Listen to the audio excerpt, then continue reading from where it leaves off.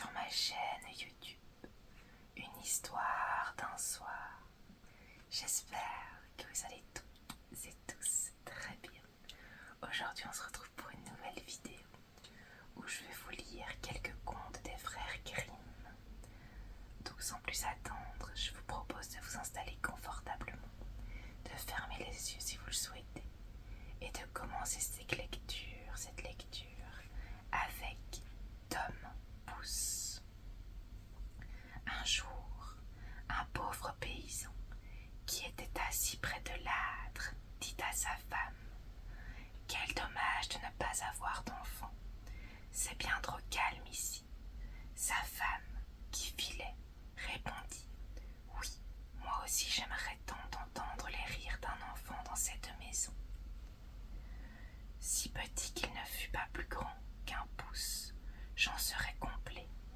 De tout notre cœur, ce sera notre fils adoré. Quelque temps passa. La femme tomba malade. Après 7 mois, elle accoucha d'un bel enfant. Seulement, il n'était pas plus grand qu'un pouce. Les parents, tout de même heureux de cet événement, se dirent qu'il était comme ils le souhaitaient. Il fallait donc l'aimer ainsi. Ils l'appelèrent Tom Pouce. Le petit garçon mangeait à sa faim, mais malgré cela, il ne grandissait pas. Il restait toujours tel qu'il était né. Cependant, l'enfant respirait l'intelligence, était vif et adroit. Le père voulut aller couper son bois et dit qu'il aurait aimé avoir quelqu'un pour lui descendre sa charrette. Tom Pouce, entendant son père, se dressa sur ses 2 petites jambes et cria: « Je te mènerai la charrette. Fais-moi confiance et à l'heure dite, elle sera dans la forêt. »« Comment veux-tu faire? Tu n'es pas plus grand que mon pouce. Comment tiendras-tu les rênes du cheval? » ?»« Mais père, il suffit que mère l'attelle, et une fois dans l'oreille du cheval, je saurai le guider. » « Si tu le dis, je te fais confiance. » Ainsi, la mère s'occupa du cheval et prit Tom Pouce pour le mettre dans l'oreille de l'animal. Dia, Tom Pouce était vraiment doué. Il ne fut pas difficile pour lui de se retrouver sur le bon chemin. 2 étrangers traînaient par là et entendirent la petite voix. Une charrette qui avance toute seule. Oui, plutôt bizarre. Suivons-la et voyons où elle va. Pourtant, la charrette continua sa route vers les lieux où l'on coupait le bois. Elle s'arrêta de nouveau. On entendit la voix de Tom Pouce qui criait: « Me voici, père. Tu vois, je suis arrivé sans problème. Peux-tu m'aider à descendre maintenant ?» Les 2 étrangers, les yeux écarquillés, firent Tom Pouce. Ils en restèrent bouche bée. Cependant, l'un des 2 hommes se rapprocha de son comparse et lui chuchota: « Tu imagines l'argent que nous pourrions gagner en le montrant dans la grande ville. » S'avançant vers le père, les 2 hommes lui posèrent cette question. « Combien vends-tu ce petit homme ? » « Pour rien au monde, je ne vendrai mon fils. » Tom Pouce, qui était sur l'épaule de son père, lui murmura à l'oreille: « Père, vends-moi à ces hommes, j'arriverai à revenir à la maison. » Le père céda alors son fils en échange d'une belle pièce d'or. Après avoir dit au revoir à son père, Tom Pouce demanda à s'installer sur le chapeau d'un des hommes.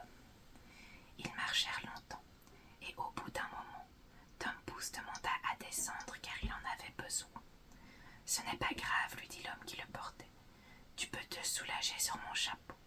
Les oiseaux le font bien quelquefois. » Mais Tom insista.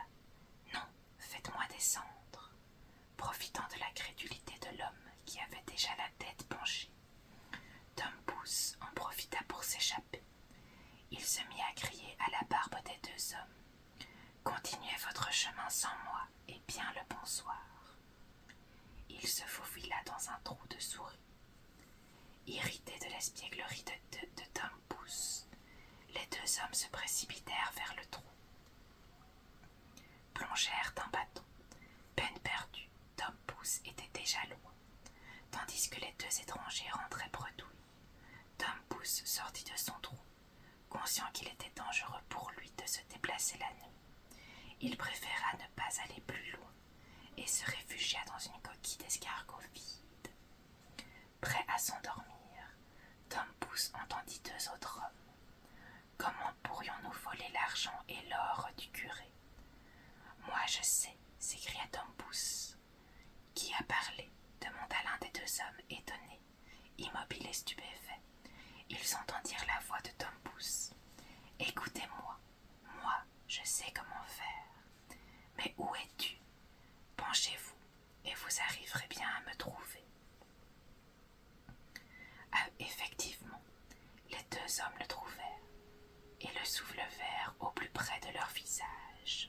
« Surprenant petit homme, comment peux-tu prétendre nous aider ? Il suffit que je me glisse dans la chambre du curé et je vous passerai tout ce que vous voulez. »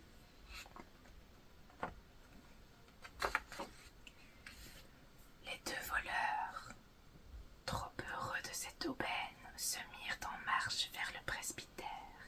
Arrivés devant, ils posèrent Tom Pouce, qui se glissa à travers les barreaux. Il cria « Dois-je prendre tout ce qu'il y a ?»«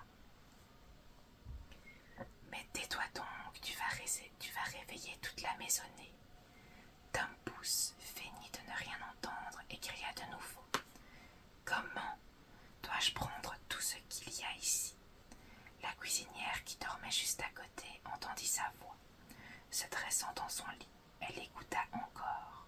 En chuchotant, les deux voleurs demandèrent à Tom Pouce « Sois gentil, donne-nous quelque chose. » Alors Tom Pouce cria encore plus fort « Tenez-vous prêts, je vais tout vous donner. » Plus de doute, la cuisinière avait bien entendu. Elle se leva. Les voleurs s'enfuirent à toutes jambes. Une lumière à la main, la cuisinière ne trouva rien, sûrement un drôle de rêve. Elle alla se recoucher. Pendant ce temps, Tom Pouce avait trouvé refuge dans une auge à foin pour se reposer avant de repartir. Dès le lever, la cuisinière alla dans la grange pour nourrir les bêtes. Elle prit du foin juste où se trouvait Tom Pouce. Fort endormi, il ne se rendit pas compte tout de suite qu'il était dans la gueule d'une vache. Soudainement réveillé, il fallut faire attention à ne pas être écrasé. Il descendit dans l'estomac de l'animal. L'ennui était que la vache, en continuant de manger du foin, ainsi allait l'étouffer. Il se mit à crier le plus fort possible. « Arrête de me donner du foin, arrête de me donner du foin. » La bonne reconnut la voix entendue la nuit dernière. Précipitamment, elle se dirigea vers le curé et s'écria « La vache a parlé. » Le curé, la croyant folle, alla à l'étable. Tom Pouce se remit à parler. Le curé eut peur aussi. On décida de tuer la vache. L'estomac dans lequel était Tom Pouce avait été jeté au fumier. Au moment où il était presque sorti, un loup avala l'estomac en une fois. Tom Pouce se mit encore une fois à parler. « Loup, écoute-moi et je peux t'indiquer où trouver de bonnes choses à manger. »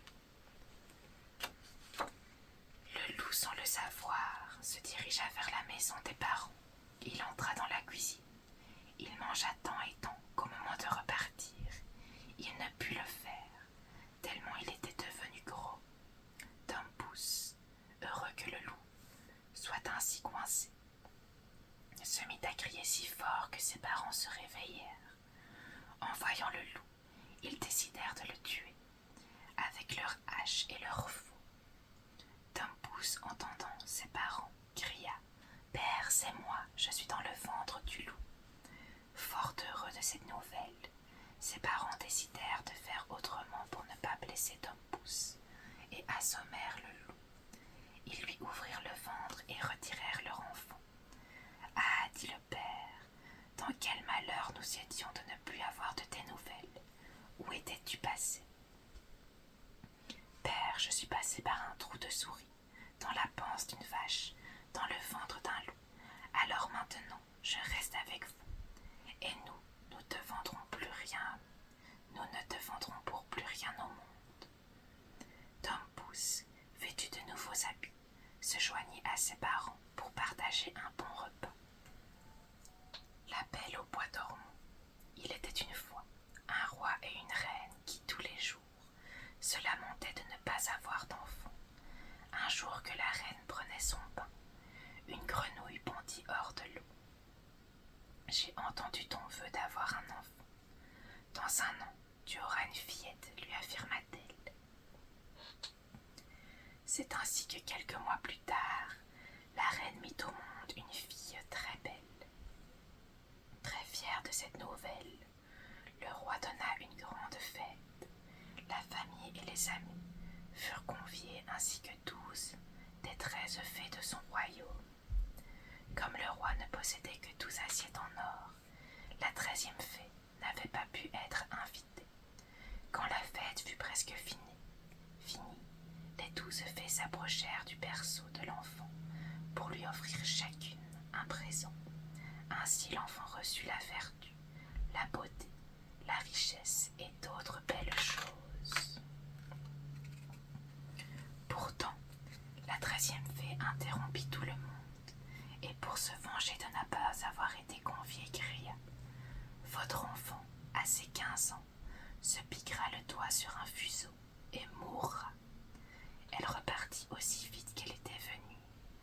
Tout le monde en fut effrayé. Heureusement, la 12e fée n'était pas encore passée au-dessus de la petite fillette. Elle ne put lever le mauvais sort, mais réussit cependant à l'atténuer. La princesse ne mourra pas, mais s'endormira pendant 100 ans, annonça-t-elle. Le roi, qui adorait son enfant, fit interdire tous les fuseaux dans son royaume. La jeune fille s'épanouissait joliment, grâce à tous les dons qu'elle avait eus à sa naissance. Tout le monde l'aimait. Le jour de ses 15 ans, les parents de la jeune fille s'absentèrent du palais. La jeune fille resta seule un moment et en profita pour se promener dans le château. Elle arriva dans une tour dans laquelle elle n'avait jamais encore eu l'occasion d'aller. Après avoir gravi l'escalier en colimaçon, elle arriva devant une porte.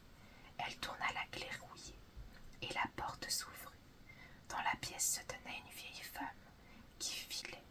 La princesse, s'approchant de la grand-mère, lui demanda « Que fais-tu ?»« Je file, dit la vieille. »« Quelle est cette chose ?» demanda-t-elle en pointant de son doigt le fuseau. Le sort était jeté. Elle tomba dans un sommeil profond, et tout le royaume avec elle. Le roi et la reine, qui rentraient juste à ce moment dans la salle du château, s'assoupirent aussi. Surpris, les chevaux, les chiens, les mouches firent de même. Le cuisinier, qui en avait après son apprenti parce qu'il avait raté son plat, s'arrêta dans son mouvement et s'endormit. La bonne cessa de plumer une poule et s'endormit, et même le vent ne souffla plus. Tout autour du palais, une haie d'épines avait poussé, et chaque jour devenait plus imposante. Elle recouvrit le château tout entier.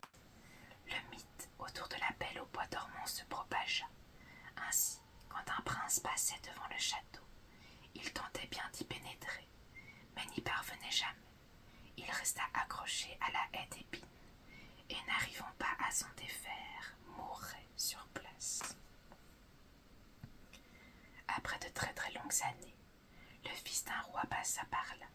Il rencontra un vieil homme qui lui raconta toute l'histoire, qu'il tenait lui-même de son propre grand-père.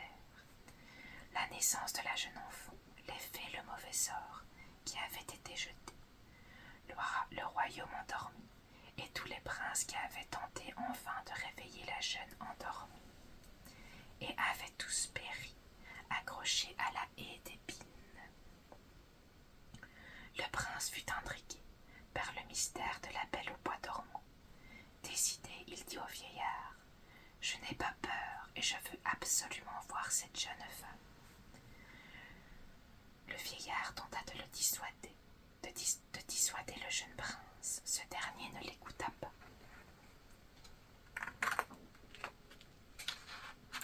Cela faisait justement 100 ans jour pour jour que le château était tombé dans un sommeil profond.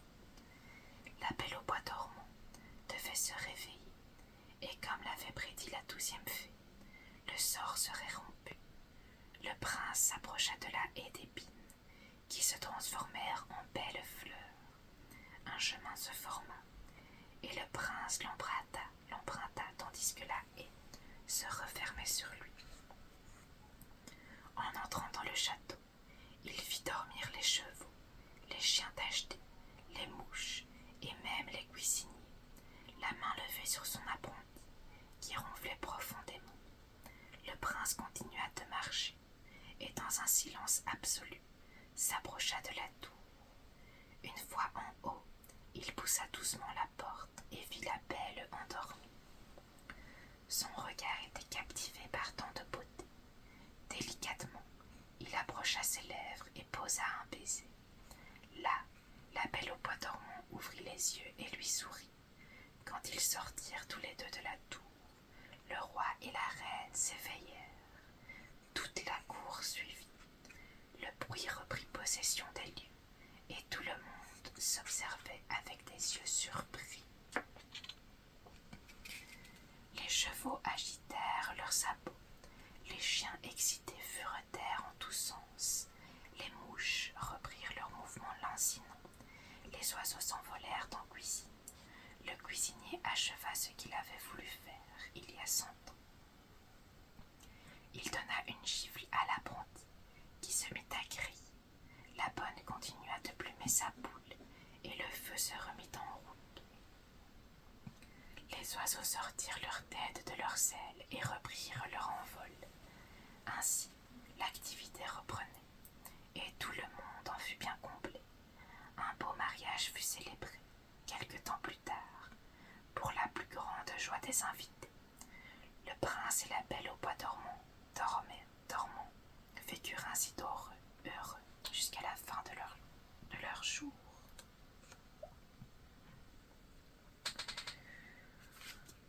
Le vaillant petit tailleur. Un matin d'été, un petit tailleur qui était de fort bonne humeur cousait. Une paysanne passa en criant de toute sa voix: « Bonne confiture à vendre !» Le tailleur passa la tête par la fenêtre et dit: « Et bonjour, madame, montrez-moi vos marchandises. » La femme s'approcha de la fenêtre en portant son lourd panier. Le petit tailleur regarda de près les pots, les soupesa et annonça à la marchande: « Cette confiture me semble bonne. Donne-moi un petit pot. » La marchande, pensant qu'il en aurait pris plus, fut déçue. Le petit tailleur se prépara une tartine, mais ne croqua pas dedans tout de suite, car il avait une veste à finir. Il la posa donc. Les mouches, attirées par l'odeur sucrée, se mirent à tourner autour. Le petit tailleur leur donna un grand coup à l'aide d'un torchon. Il en avait tué 7 d'un coup. Il n'en revenait pas de sa vaillance, et se dit qu'il fallait que la ville le sache, ou plutôt que le monde entier le sache.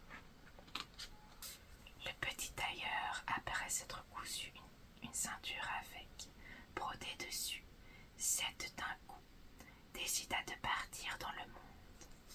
Il apporta un morceau de fromage, un petit oiseau trouvé dans les broussailles, et le mit dans sa poche. Il quitta ainsi son atelier d'un pas léger. Le chemin qu'il suivait le mena jusqu'à une montagne. Une fois au sommet, il vit un géant tranquillement assis à regarder le paysage. Le petit tailleur se rapprocha vaillamment de lui et le salua. « Bonjour, Tu regardes aussi ce merveilleux paysage. Je vais justement traverser le vaste monde. Veux-tu venir avec moi? Le géant le regarda d'un air hautain et dit: Que me dis-tu, fripon?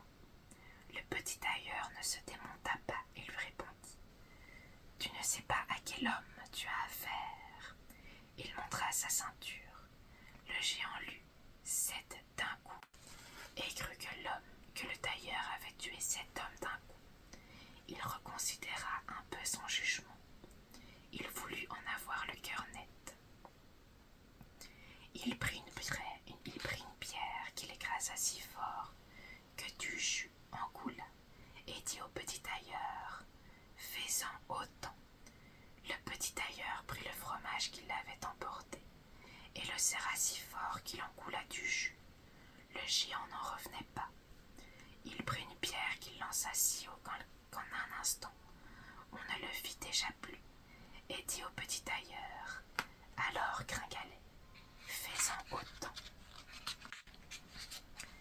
Le petit tailleur prit son oiseau et le lança si fort qu'il s'envola et ne redescendit pas. Le géant en convenait, le tailleur savait lancer. Il lui proposa alors de l'aider à porter un arbre. Le petit tailleur, sûr de lui dit: Prends le tronc sur ta large épaule, et moi je porterai les branches. Quand le géant avança, il ne s'aperçut pas que le petit tailleur était assis sur une branche. Le petit tailleur, tout joyeux, se mit à chanter. Le géant, lui, n'en pouvait plus, car il était bien le seul à tirer l'arbre. Et dit au petit tailleur qu'il devait laisser l'arbre.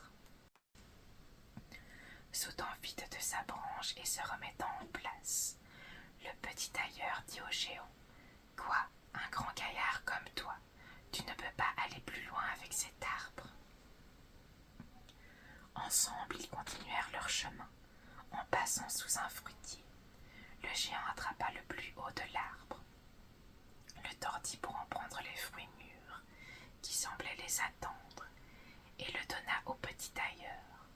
Le géant lâcha le haut de l'arbre et le petit homme, si léger, fut envoyé en l'air. Le géant en fut fort étonné et lui fit remarquer. Le petit tailleur répondit: Que racontes-tu? Tu crois que c'est ce qui me ferait peur alors que j'ai tué 7 hommes d'un coup? Non, j'ai seulement entendu des chasseurs et j'ai préféré m'esquiver. Saute si tu le peux. Le géant, à cause de son poids, ne put y parvenir. Le petit tailleur avait encore gagné. Le géant proposa au petit tailleur de venir avec lui dans sa grotte pour y passer la nuit. Quand ils arrivèrent, les autres géants tenaient chacun un énorme rôti. Le géant lui montra un très grand lit sur lequel il pouvait dormir. Le petit tailleur préféra se poser dans un coin. Le géant, pensant le petit tailleur bien endormi, frappa un grand coup et brisa le lit, espérant avoir touché le petit homme. Tôt le matin, les géants partirent en forêt. Ils avaient déjà oublié le tailleur, tout heureux et toujours aussi téméraire. Le petit tailleur avança vers les géants, qui prirent peur et préférèrent s'enfuir.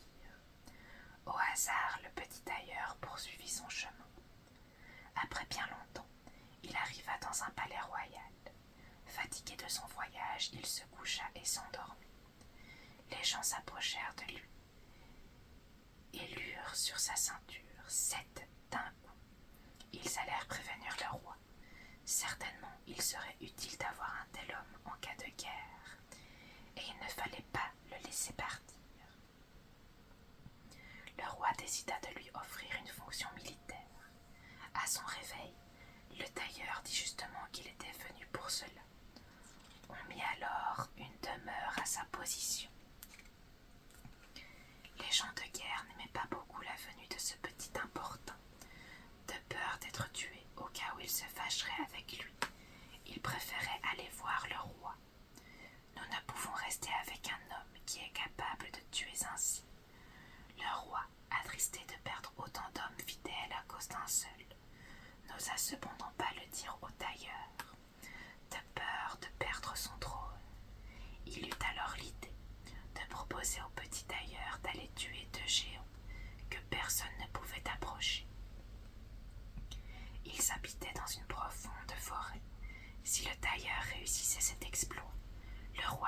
sa fille en mariage et la moitié de son royaume. Le petit tailleur accepta la proposition, mais refusa les 100 cavaliers que le roi venait de mettre à sa disposition. Un homme capable de tuer 7 hommes d'un coup n'a pas besoin d'aide pour en tuer 2. Le petit tailleur, une fois arrivé au bord de la forêt, demanda aux 100 cavaliers qui l'avaient suivi de l'attendre là. Il aperçut bientôt les 2 géants couchés sous un arbre. Il monta jusqu'en haut. Après avoir rempli ses poches de cailloux, il fit en sorte de se placer juste au-dessus d'un des géants et laissa tomber un à un les cailloux. Le géant mit un certain temps avant de s'en apercevoir et accusa son voisin. « Pourquoi me tapes-tu » L'autre répondit. « Mais tu rêves, je ne te frappe pas. » Le petit tailleur continua, et ils finirent par se quereller. Enfin calmés, ils se rendormirent. Le tailleur prit alors une plus grosse pierre et la jeta sur la poitrine du géant. C'en était trop. Celui-ci sauta sur son compagnon. Ils se battirent à coups d'arbre et finirent raides morts. Heureusement, ils n'avaient pas arraché l'arbre sur lequel s'était perché le petit tailleur. Le tailleur réclama alors au roi ce qui lui était dû. Le roi, qui regrettait amèrement sa promesse, lui demanda d'aller attraper une licorne. Le tailleur prit une corde et une hache, demanda encore une fois aux 100 guerriers de l'attendre. Il vit l'animal, attendit qu'il soit plus proche et bondit. La licorne, dans sa peur, enfonça sa corne dans le tronc. Elle était prise. Le roi, cette fois, décréta qu'il n'accorderait la main de sa fille et la moitié de son royaume seulement s'il attrapait un sanglier. Dans la forêt, le tailleur fit tout pour se faire remarquer de cet animal. Celui-ci le suivit. L'habile petit homme sauta alors dans une chapelle et en ressortit par une fenêtre. Mais le sanglier, lui, resta enfermé. Les chasseurs purent s'en occuper. Un somptueux mariage fut donné, malgré le peu de joie qui régnait. Un soir, la jeune reine entendit son mari parler à haute voix et devina qu'il n'était en fait qu'un petit tailleur. Elle alla voir son père pour lui demander de la protéger. Le roi pensa le faire capturer pendant une nuit et l'envoyer sur un bateau. Mais le jeune roi, prévenu par un de ses serviteurs, se mit cette nuit-là à crier. « J'en ai abattu 7 d'un coup. J'ai tué 2 géants, capturé une licorne et pris un sanglier. Et je devrais avoir peur de ceux que se trouvent dehors, devant la chambre. » Saisis par la peur, les hommes qui étaient venus pour l'attraper s'enfuient. Le petit tailleur resta ainsi roi jusqu'à la fin de sa vie. Voilà les amis, j'espère que ces histoires vous auront plu et que cette vidéo vous aura permis